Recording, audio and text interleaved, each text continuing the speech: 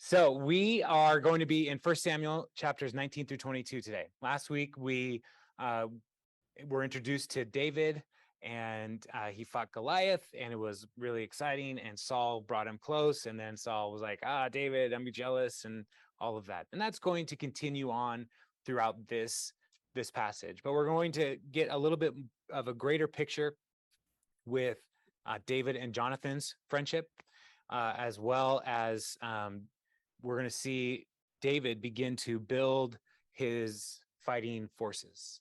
And so if you are in the room and you can hear the music, that's our youth ministry above. And we have a student, Andrew, who is leading worship, and he is so good. And it's just so great to see. I've known him pretty much all of his life, and it's so cool to see him using his gifts in the youth ministry. So yeah, so if I start crying a little bit, it's just because I can hear him, and I'll try not to. So let's just jump into 1 Samuel chapter 19. And if you have your own Bible, then awesome. I would encourage you, if you have questions as we walk through, to write those down and maybe save those, and we'll have a time for questions at the end of the talk here. So chapter 19, starting in verse 1. All right. Saul told his son Jonathan and all the attendants to kill David, but Jonathan had taken a great liking to David and warned him, "My father Saul is looking for a chance to kill you. Be on your guard tomorrow morning. Go into hiding and stay there. I will go out and stand with my father in the field where you are. I'll speak to him about you and tell you what I find out." Jonathan spoke well of David to Saul, his father, and said to him, "Let not the king do wrong to his servant David. He has not wronged you, and what he has done has benefited you greatly. He took his life in his hands when he killed the Philistine. The Lord won a great victory for all Israel, and you saw it and were glad. Why then would you do wrong to an innocent man like David by killing him for no reason?" As surely as Saul listened to Jonathan and took this oath, "As surely as the Lord lives, David will not be put to death." So Jonathan called David and told him the whole conversation. He brought him to Saul, and David was with Saul as before. All right, so the plot to kill David is, becoming more and more obvious to more and more people, and so Jonathan is intervening, and this is an incredible act of friendship and commitment, because anybody who looks like they're going to be on David's side is going to automatically be considered part of the conspiracy against Saul by Saul. And so the fact that Jonathan is stepping in and reminding Saul, like, the victory that David won, it's your victory. Like, he did that for you. He didn't do anything wrong to you, but you're carrying this grudge, and you need to let that go. And so Saul listens and says, "Okay, I won't kill him." But we're going to find out that Saul is not a man of his word here. His oath doesn't really mean anything, because he is so racked with jealousy and so overcome with his fear of the people, which has been the theme throughout his life so far. All of his errors while he was king, before the Lord rejected him, it said Saul feared the people. And so here his fear of the people is really focused in on one person, David. David is the most dangerous person for Saul's whole life. But Jonathan seems successful and says, "Hey, David, I've convinced my father. Come on back."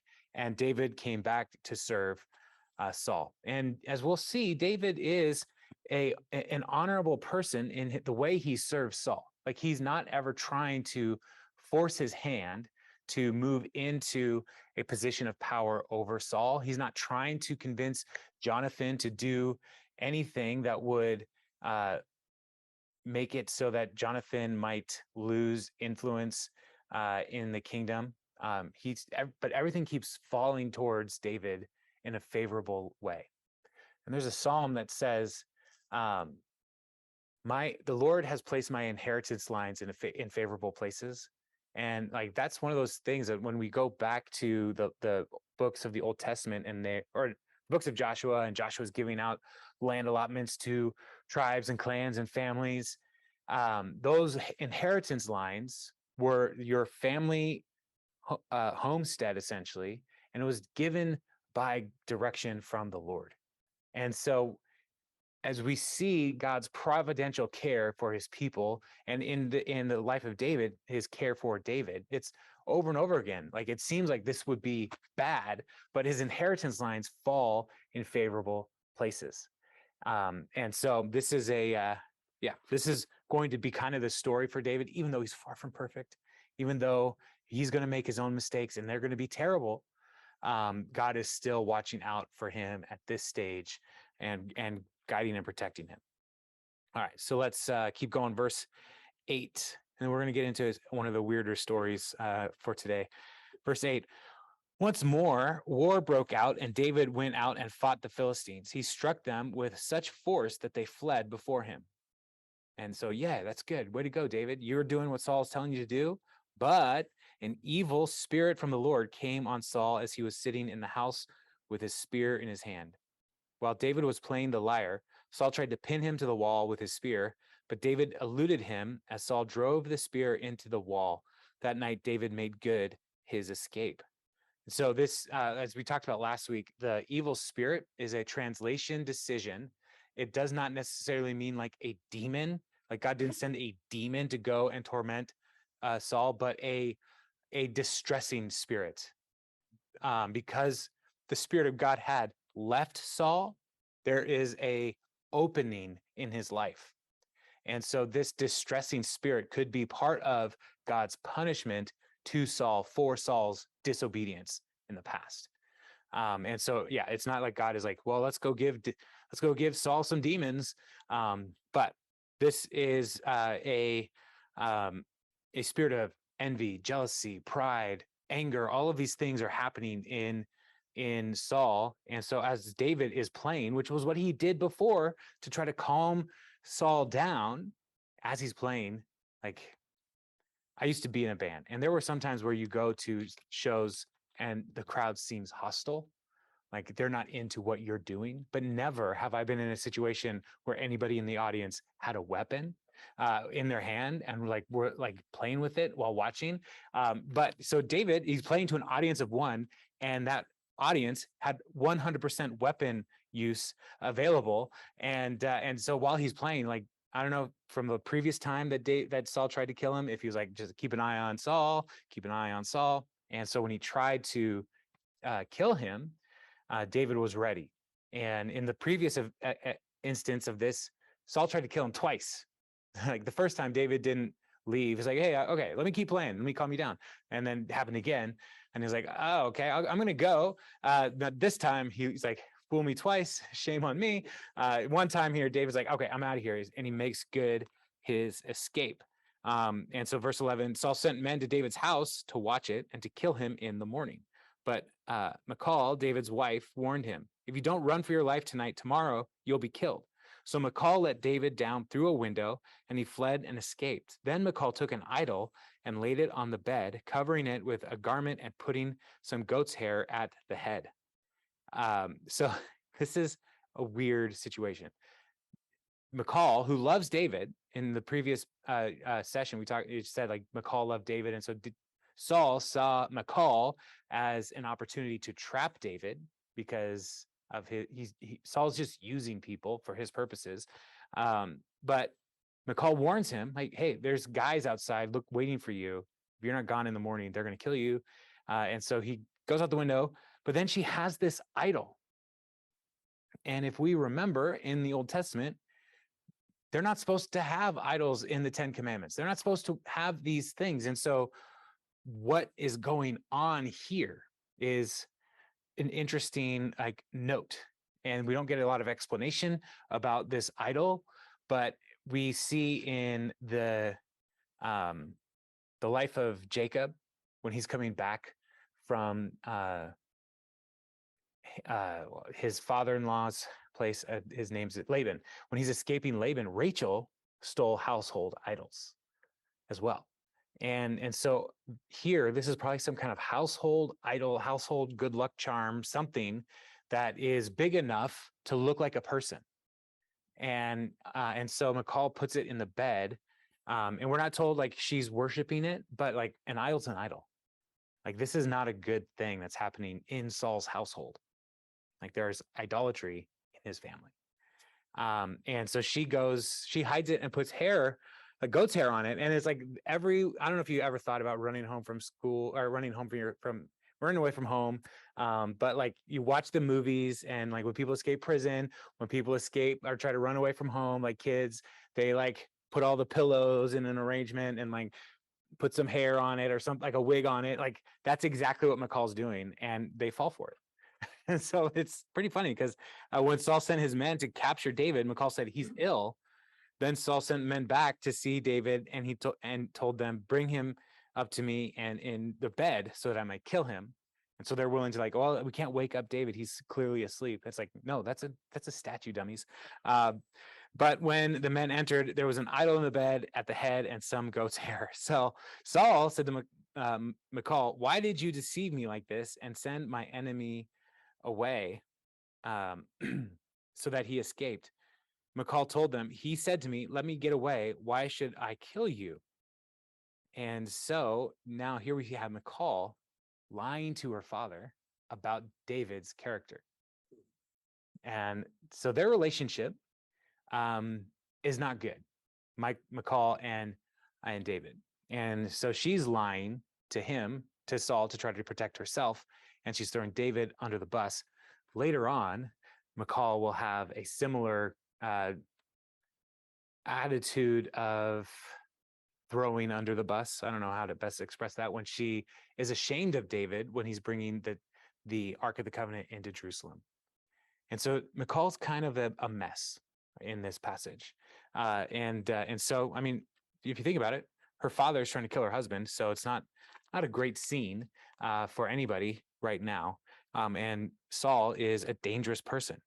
And so David escapes. And verse 18, when David had fled and made his escape, he went to Samuel at Ramah and told him all that Saul had done to him. Then he and Samuel went to Naioth and stayed there. And Naioth is like the tents, an encampment, is what that's about. So they're like just outside of Ramah, like an encampment. Word came to Saul, David is in Naioth at Ramah. So he sent men to capture him. But when they saw a group of prophets prophesying with Samuel standing there as their leader, the Spirit of God came on Saul's men, and they also prophesied. Saul was told about it, and he sent more men, and they prophesied too. Saul sent men a third time, and they also prophesied. Finally, he himself left for Ramah and went to the great cistern at Seku, and he asked, "Where are Samuel and David?" "Over in Naioth at Ramah," they said. So Saul went to Naioth at Ramah. But the Spirit of God came even on him, and he walked along prophesying until he came to Naioth. He stripped off the garments, and he too prophesied in Samuel's presence. He lay naked all that day and all that night. This is why people say, is Saul also among the prophets? So David runs to the person who called him out, anointed him to be king, and he told him everything that's going on. Samuel is the spiritual leader in the nation right now. And so this is the best place to go. Like, I'm in this situation, right? What David is thinking is, I'm in this situation because Samuel called me out. So I need help from Samuel. And so he goes, and there's this group of prophets at Naioth. And there's some mystery about what this prophetic group is all about, because we don't have any records of oracles and prophetic messages from the school of the prophets. And so what most people think is it is some kind of ecstatic worship experience. And so there may be people who are like speaking in tongues and those kinds of things happening. And that would be grouped together as some kind of word from the Lord that is empowered by the Spirit of God. And so they were prophets, is the word that is used here to explain this. So we don't really know all that's going on. But when Saul sent his men, they are debilitated by the Spirit of God. they're unable to go and capture David because they are having these prophetic experiences, these ecstatic experiences. And so 3 times this happens, and then finally Saul goes. And if we remember back, when Saul first encountered Samuel, he had that same kind of experience where the Spirit of God came on him, and he also prophesied with the school of the prophets. And so this is happening to him again, even though he's not God's chosen king. The Spirit of God falls on him in this moment and debilitates him, and essentially spares David's life, because he's laying on the ground. And whether or not he's completely naked, that's up for debate in this passage. But what is most important is he's taking off the kingly garments.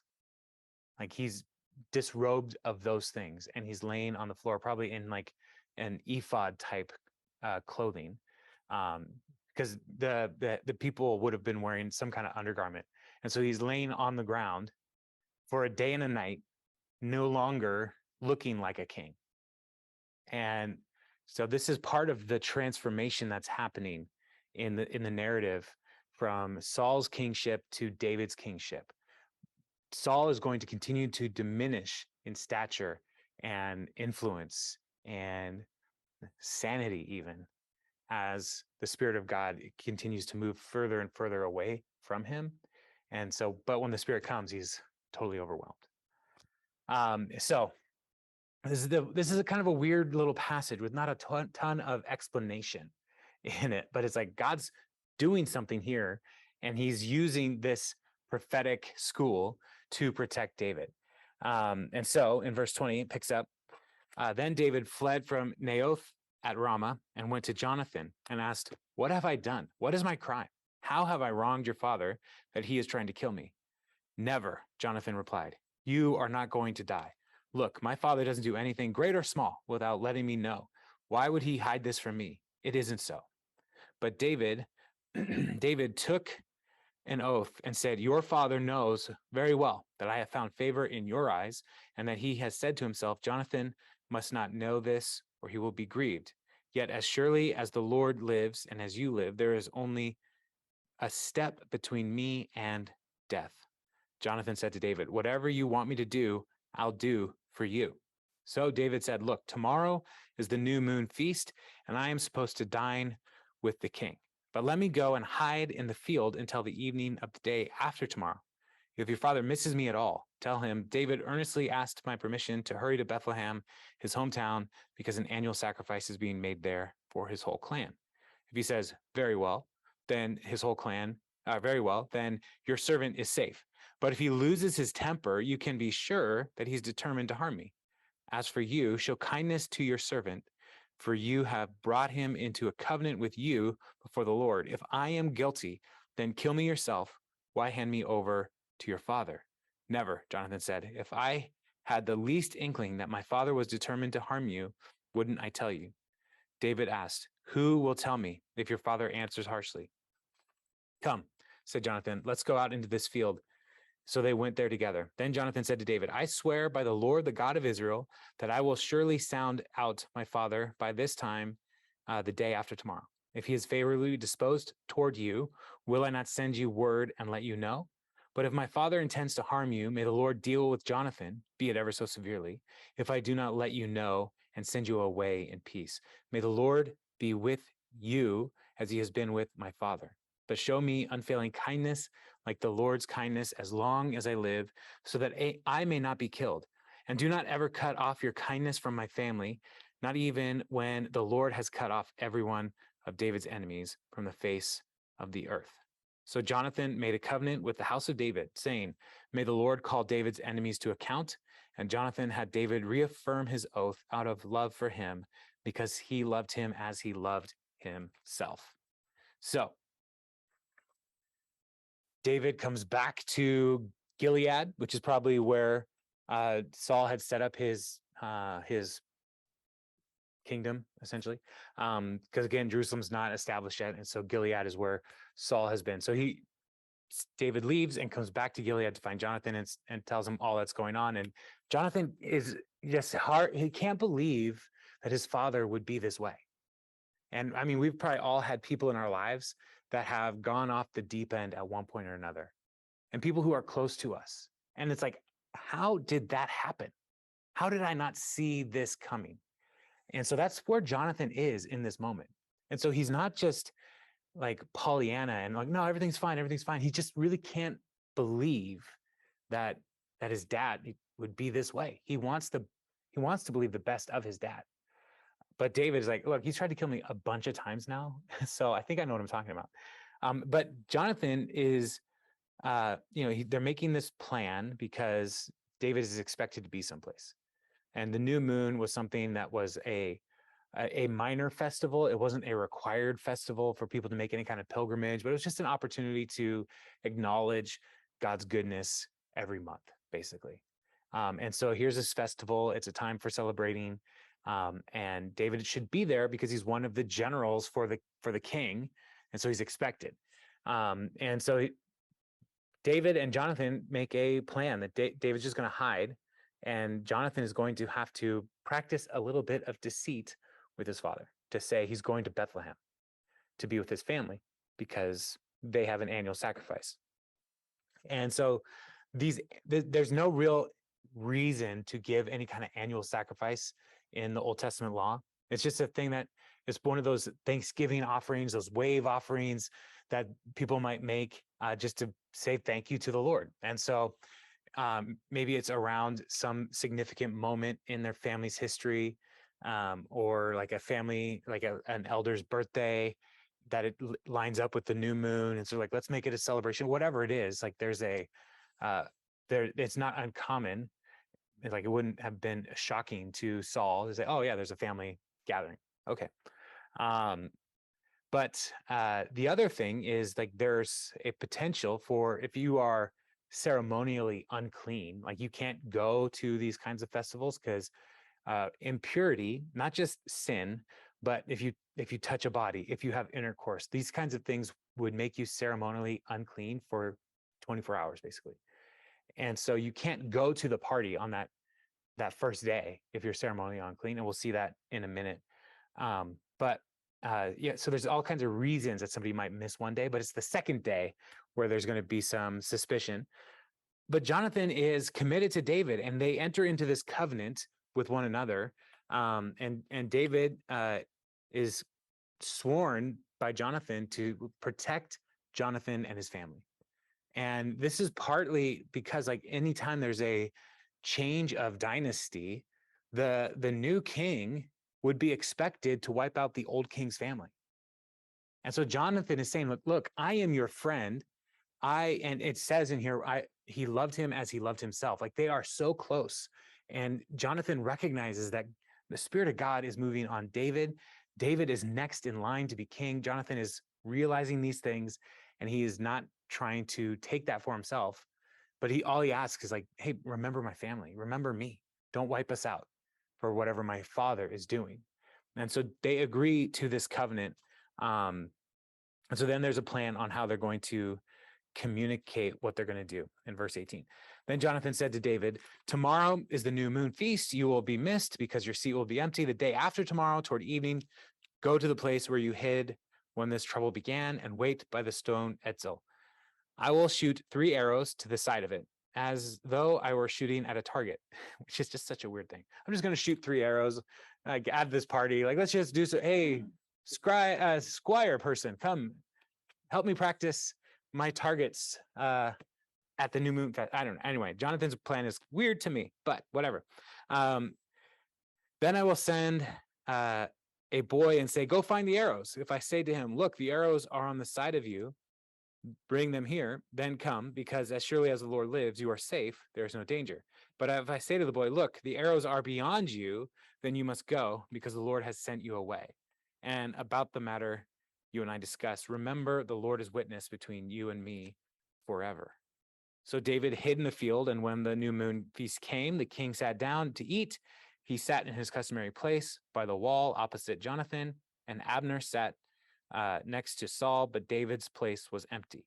Saul said nothing that day, for he thought something must have happened to David to make him ceremonially unclean. Surely he is unclean. But the next day, the second day of the month, David's place was empty again. Then Saul said to his son Jonathan, why hasn't the son of Jesse come to the meal either yesterday or today? It's interesting. David is Saul's son-in-law, and he doesn't even use his name here. And he also like is separating family. Like, where is my son-in-law? No, it's like, where is Jesse's son?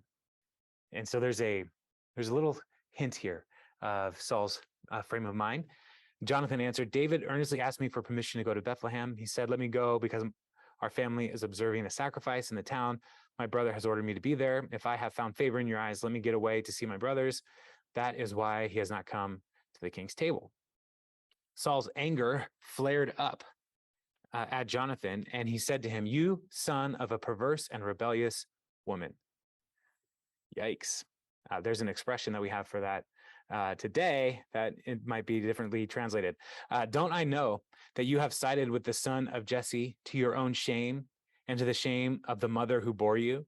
As long as the son of Jesse lives on this earth, neither you nor your kingdom will be established. Now send someone to bring him to me, for he must die.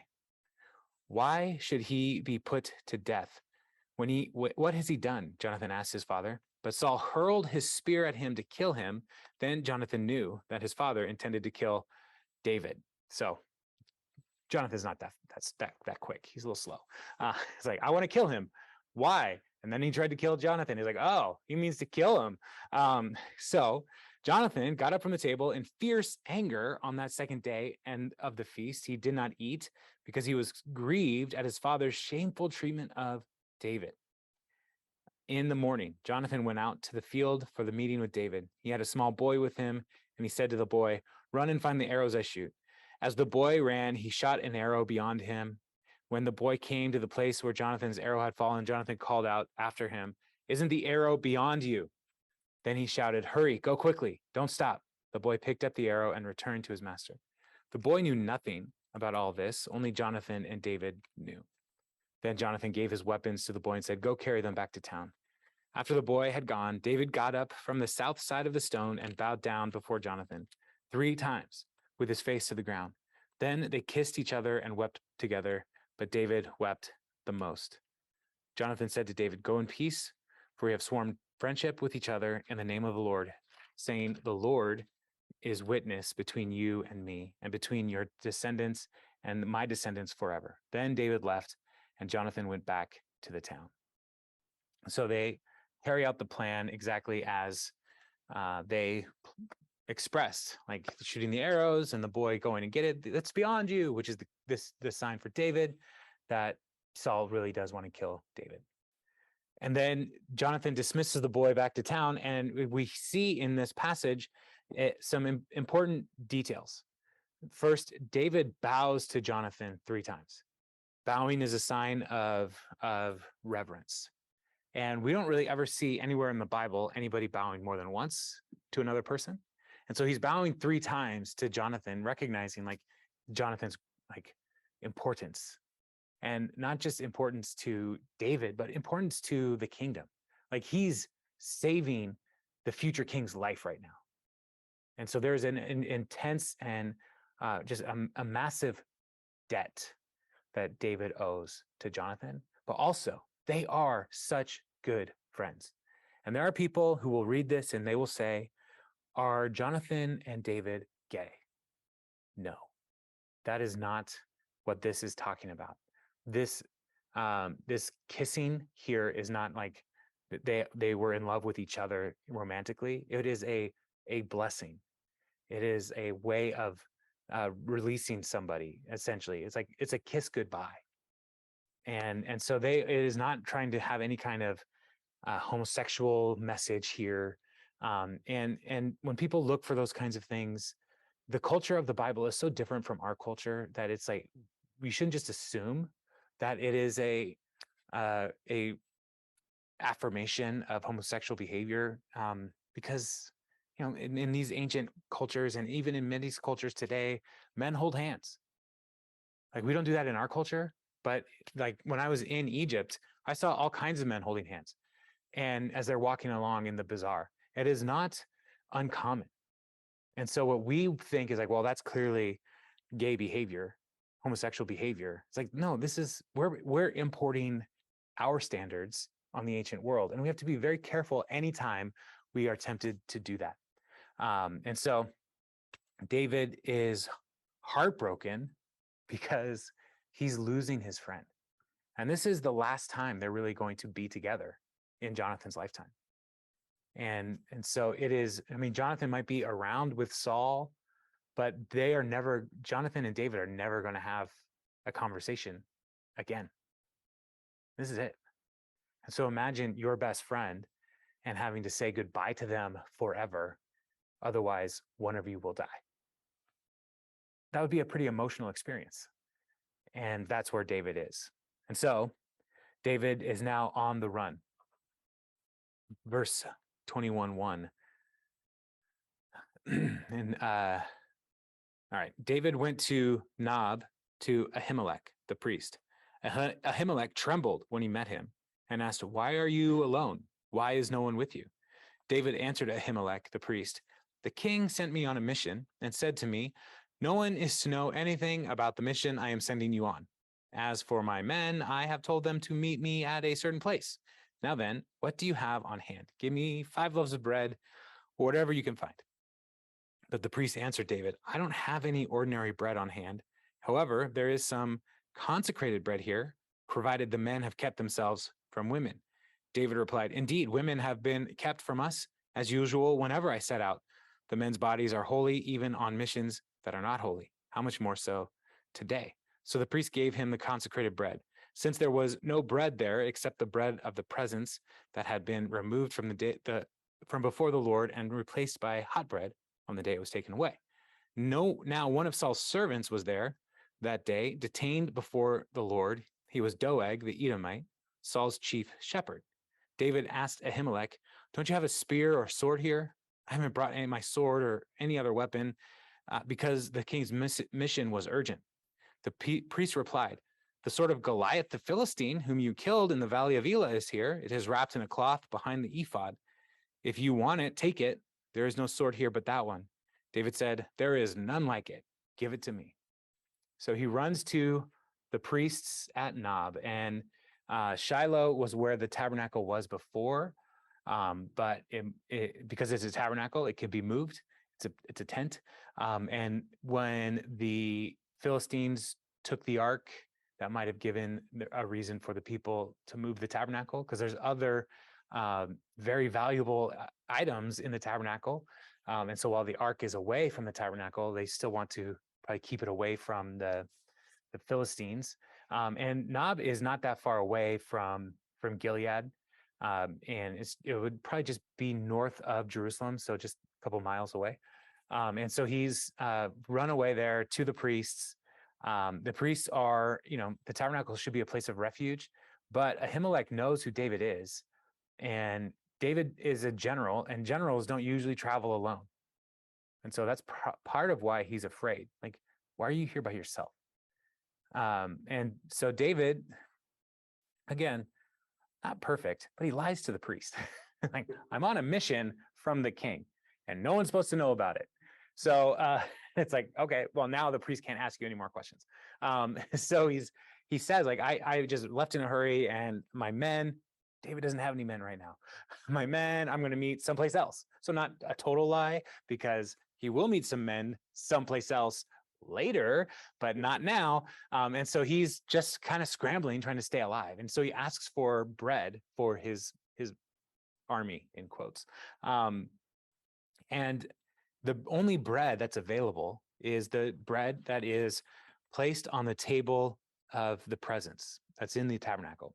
And so in the tabernacle, there's the tabernacle complex, the altars outside, and then in the tent, there's the menorah, the golden lampstand, and the table of showbread. And the light from the menorah is supposed to always shine on the table of showbread. And on that table, there are 12 loaves representing the 12 tribes of Israel. And so the light of the menorah is always supposed to be shining on the people of Israel. Is basically what that's all symbolizing. And so every Sabbath, it's switched out with fresh bread. And the only people who are supposed to eat the the bread are priests. And so David is asking for bread, and the priest is like, well, I'm not really supposed to give this to you. You might be unclean. And so he asks, the priest makes an exception because he sees an opportunity to be compassionate to people who are in need. And so there is a greater law at play than whether or not only priests should eat this bread. There's also the law of compassion. And so the priest is saying, like, well, if you are not ceremonially unclean, you can have this bread. And so he asks specifically, like, have your men remained pure? Have they not had sex with any women before going into battle? And because intercourse would make one ceremonially unclean for that 24 hours. And David's like, well, yeah, of course, because my army never, again, David doesn't have an army right now. He's like, every time my army goes out, I always make sure that they are going out in purity, because David sees his role as a general for the people of Israel as a spiritual role. And so he wants to make sure that his people, like God, any instructions that he has to fight against God's enemies, those are God's enemies. I want to fight in a way that honors God. And so he has this practice for his army, his units that he leads, to make sure that they are ceremonially clean before going into battle. Does that make sense? It's kind of weird. I mean, Michal lies about the idol in the house. David lies to a priest. There's all kinds of deceptions happening here, but it's all like as a way to say, like, I got to stay alive. And so David is given the bread, and we get this little detail about Doeg the Edomite.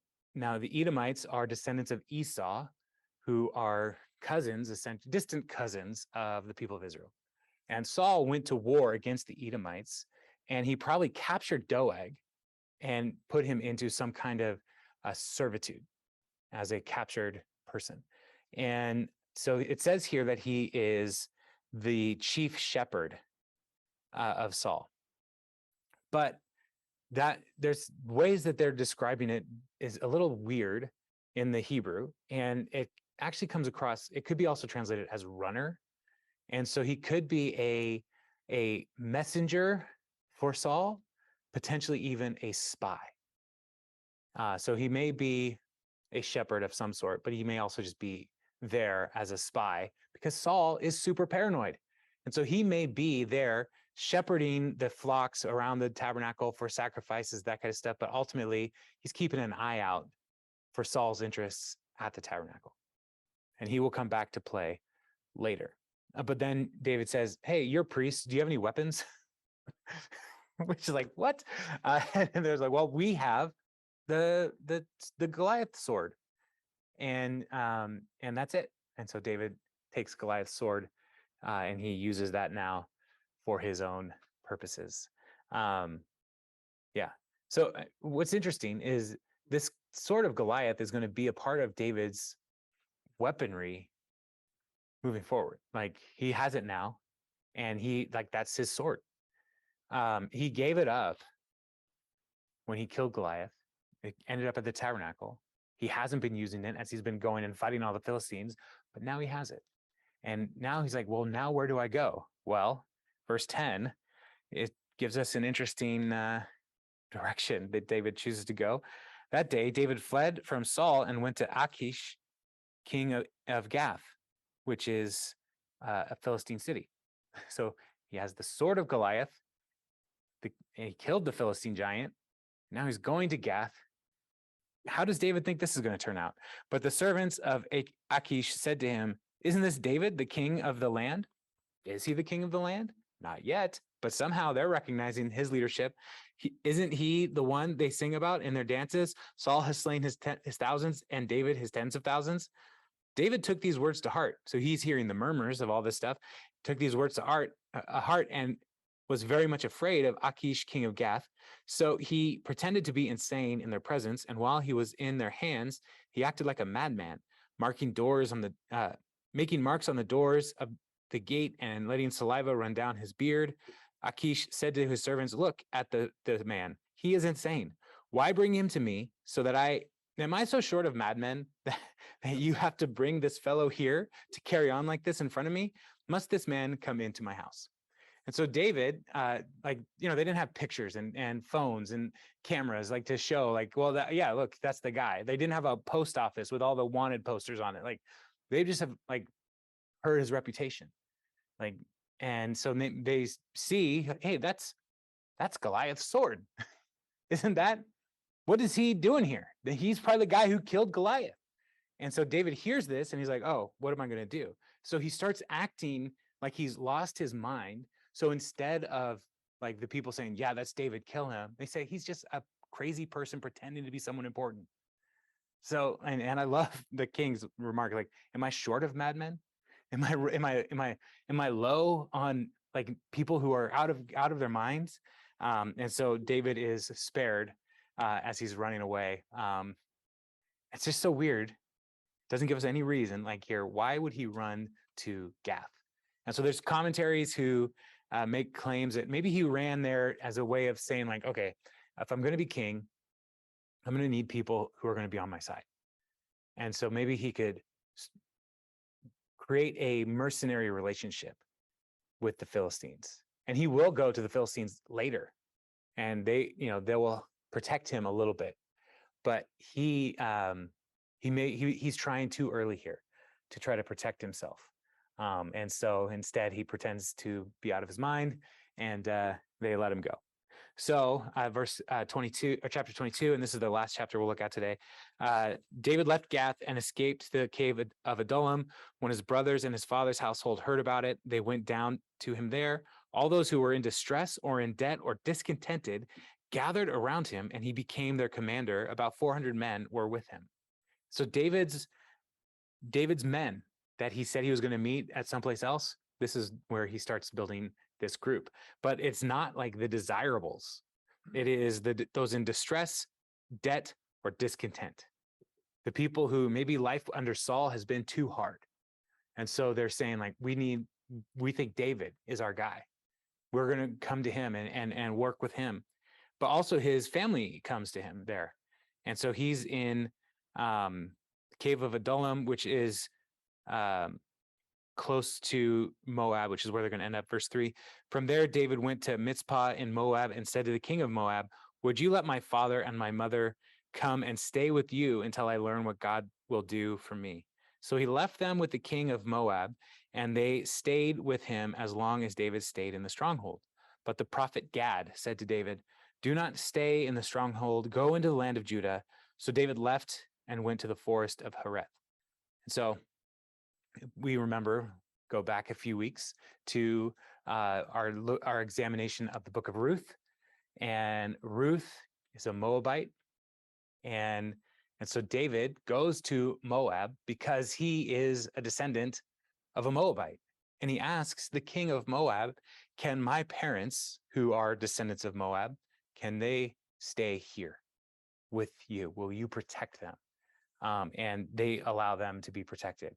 But then we also meet Gad, the prophet Gad, who will be one of the spiritual leaders for David in the future. And there's going to even be a reference where it'll say these stories were collected in the books of Gad, which we don't have, but he was a writing prophet capturing these stories. And so Gad is going to be a significant part of David's life in the future. And this is the first time we meet him. And he's saying, you can't stay in Moab. You can't run away to a different country. You've got to go back to your hometown, your home region, the land of Judah. And so he does. But we are going to transition now away from David to Saul in verse 6. And all right. I'm going to just read this whole section because it is intense. Now Saul heard that David and his men had been discovered, and Saul was seated, spear in hand, under the tamarisk tree on the hill of Gibeah, with all his officials standing at his side. He said to them, listen, men of Judah, will the son of Jesse give all of you fields and vineyards? Will he make all of you commanders of thousands and commanders of hundreds? Is that why you have all conspired against me? No one tells me when my son makes a covenant with the son of Jesse. None of you is concerned with me or tells me that my son has incited my servant to lie in wait for me as he does today. I'm going to pause here. I said I was going to read the whole thing, but I'm not. So he is going to his own tribe, the men of Benjamin, and saying, like, look, I gave you land. I did all these things for you. I elevated you. Is David making those promises for you? No. So why aren't you telling me what David's up to? So now he's turning against his own tribe and treating them with contempt, because David is David is a threat to Saul, and he's treating his people with contempt. But Doeg the Edomite, who was standing with Saul's officials, said, I saw the son of Jesse come to Ahimelech, son of Ahitub, at Nob. Ahimelech inquired of the Lord for him. He also gave him provisions and the sword of Goliath the Philistine. Then the king sent for the priest Ahimelech, son of Ahitub, and all the men of his family who were the priests at Nob, and they all came to the king. Saul said, listen now, son of Ahitub. Yes, my lord, he answered.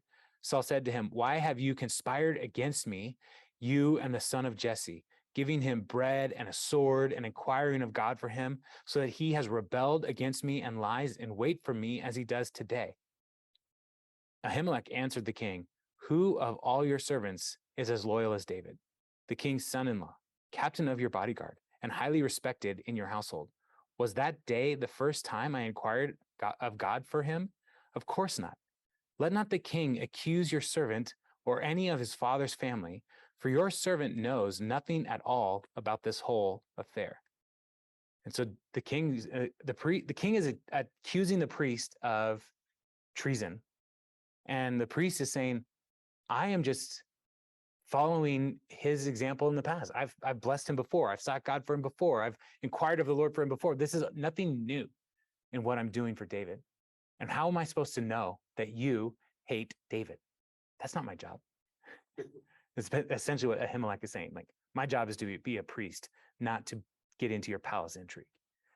And so the king said, you will surely die, Ahimelech, you and your whole family.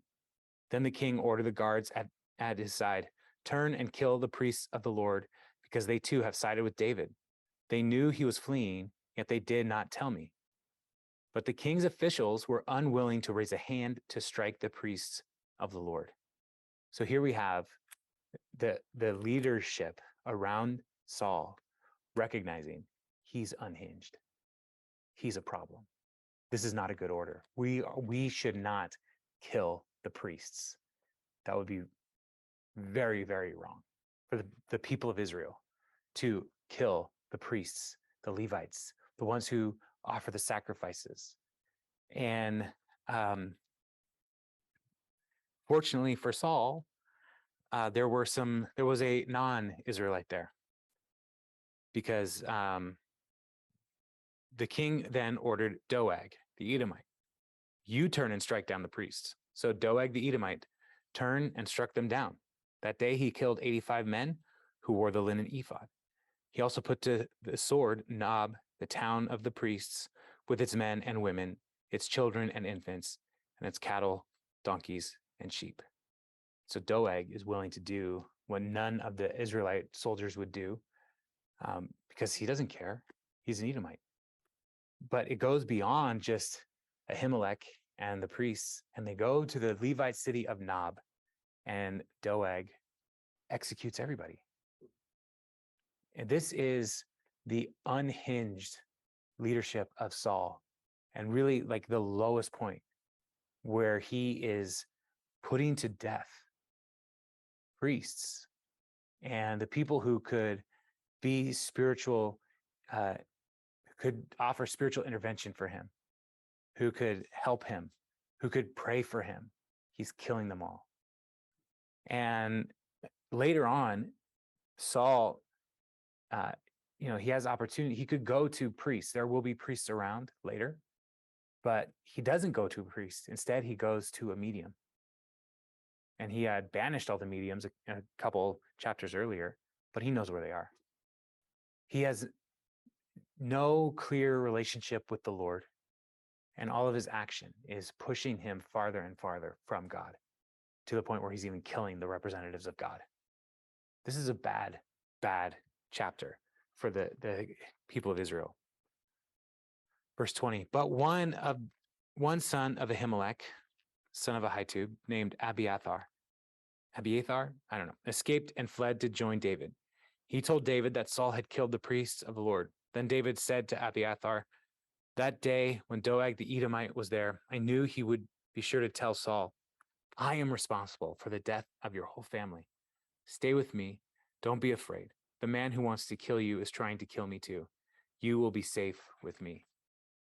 And so Abiathar is the last remaining member of the family. He's going to be the high priest in the future. And so he runs to David. And so now David has the prophet Gad on his side.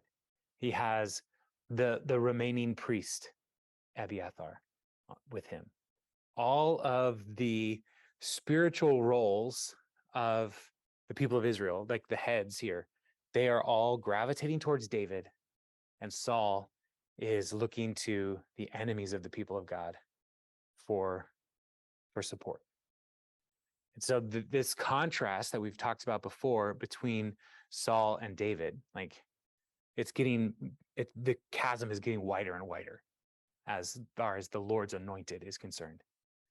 David is going to say, like later on, like, I'm not going to bring harm to the Lord's anointed, because Saul at one point was anointed by God, and David doesn't see his role as being the one to kill Saul.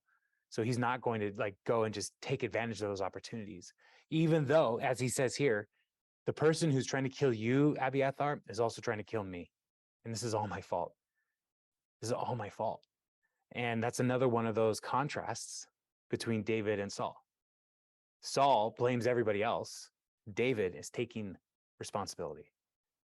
And as we think about like principles for our own lives in these events, like, man, I hope none of us are ever in this situation. Like, if you read this and like, yeah, this happened to me last week, then we need to seriously pray for you. And like, let me help you be safe. But here, like, the big contrast here is like, when we mess up, when we fail, do we blame everybody else, or do we take ownership? Are we afraid of all the people, or do we rightly fear the Lord? Because that's going to be the big difference between Saul and David. David fears the Lord. And so one of the characteristics of a man after my own heart, as David is called, as the Lord calls David, is recognizing who God is and how God calls and directs our lives, and recognizing that, you know, we own our mistakes, but God is gracious to lead us through those mistakes as well. And so, yeah, so that's where we'll stop. I do think it's funny that the guy who's trying to kill you, he's trying to kill me too. You'll be safe with me. Like, now there's two highly wanted men. No, we're good. So yeah. All right, so let's any questions on Zoom or in the room for these 4 chapters? We went over a lot of content, but yeah, any questions?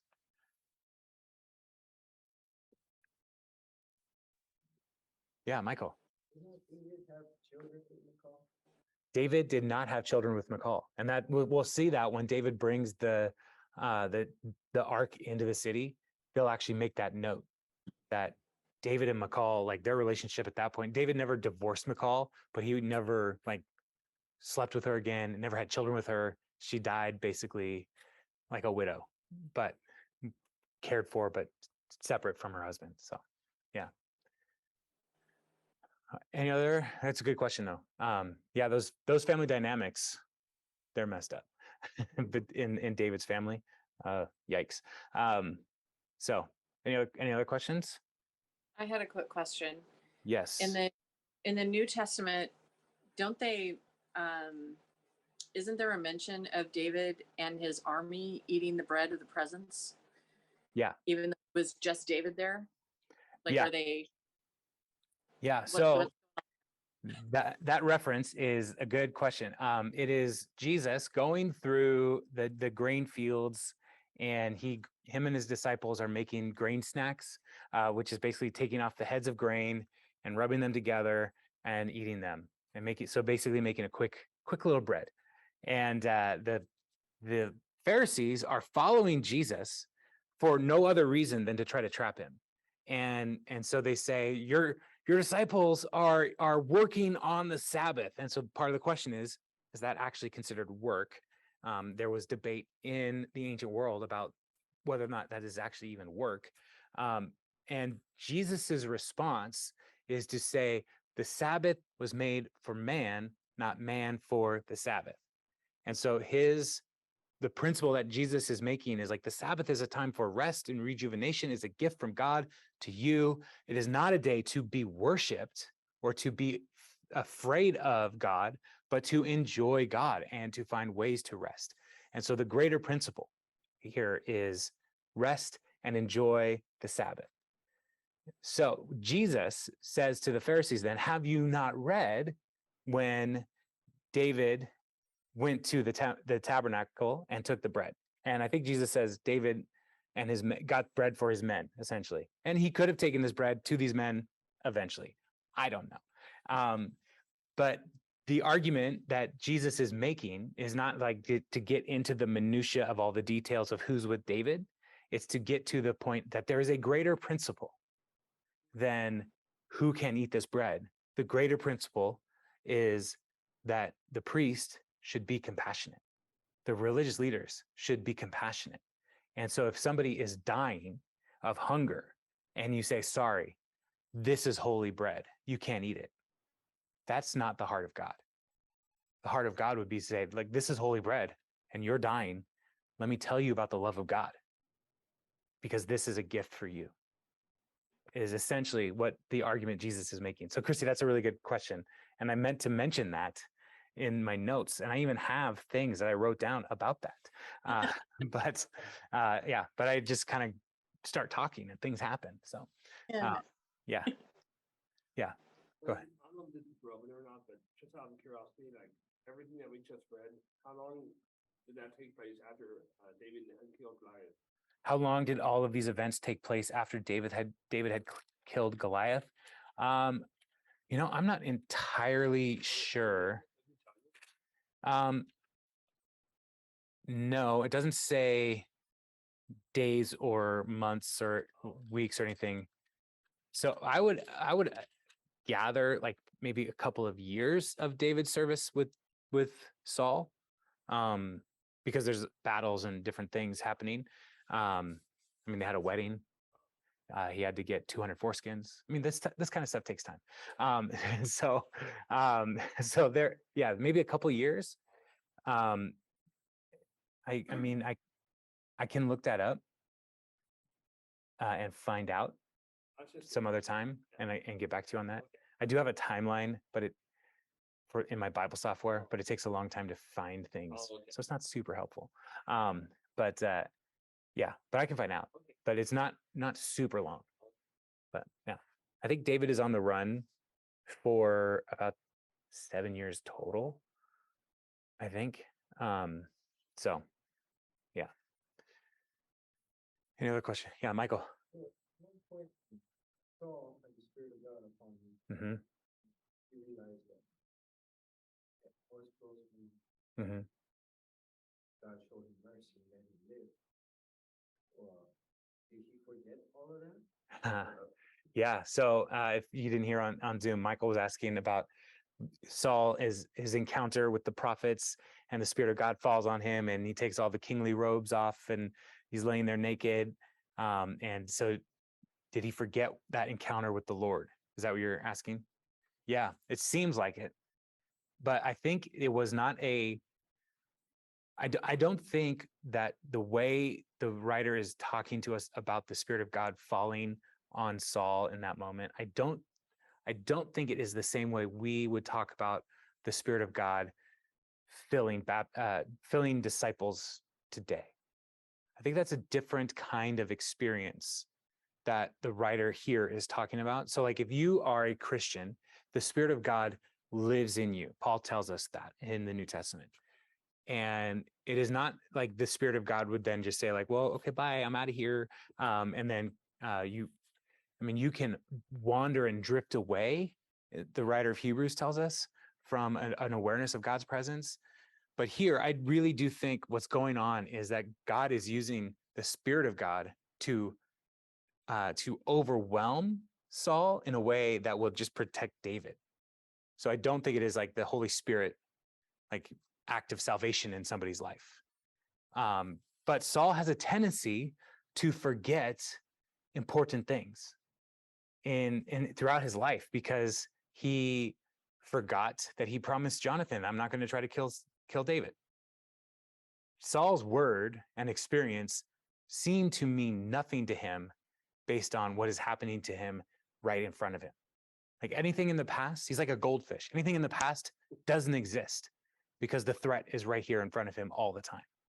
And so, I mean, we probably all could think of times where the moment that we found ourselves in, like, we acted in ways that we did not think we would. Maybe I remember one time I got rear-ended and I was so angry, like shaking angry. And Kathy, my wife, was with me, and she was like, I did not recognize you. And so I think like Saul has those moments where he like encounters a crisis, and like that tormenting spirit like rises up in him, and he doesn't seem like the same person anymore. And I don't know if anybody's ever had that kind of experience where like after you've had a moment of crisis where you look back and like, I don't want to be that person. What happened there, I don't want to be that way. And I like that. I didn't think I was an angry person until I got rear-ended, and like all that anger just came right up. So I think that's more of what's going on with Saul throughout these chapters, is he's having these crisis moments, and they're revealing to him and to us, the reader now, like what's actually in Saul's heart is fear and anger and envy and pettiness. Yeah. So does that answer your question? Kind of went a roundabout kind of way, but no.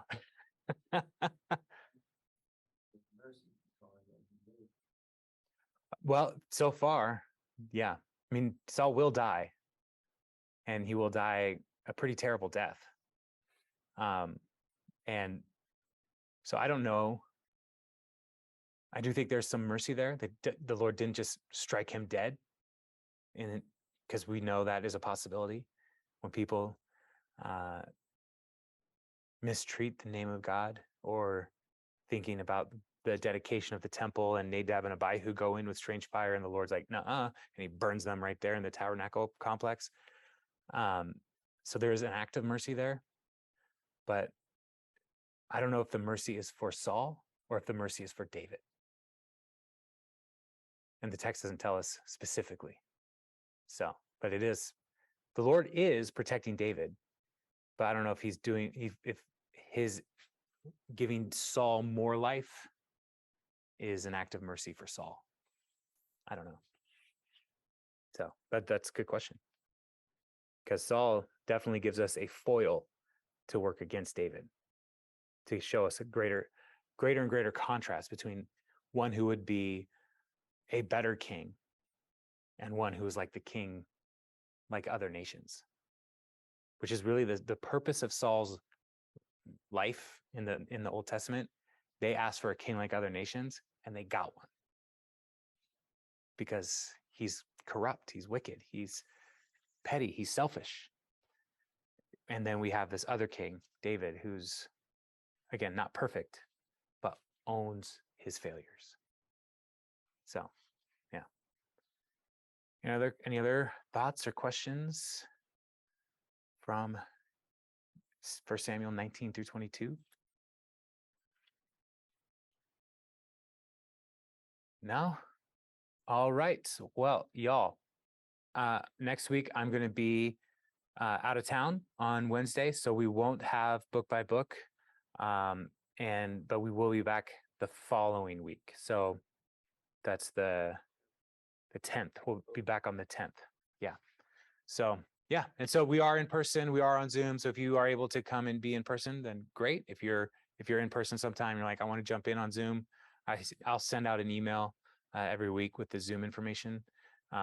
So, and I'll add you to the group. Okay. Yeah. I was off today, but I normally get off work at Redmond 6:30. Would it be okay if I came a few minutes late? Absolutely. Okay. Yeah. I'll just leave this door open. Okay. And so you can just come in whenever you are able to come in. So yeah, awesome. Cool. All right, everybody. Well, have a good week and I'll see y'all Sunday, hopefully. All right. Bye. Okay, safe travels. Bye. Thank you. Bye.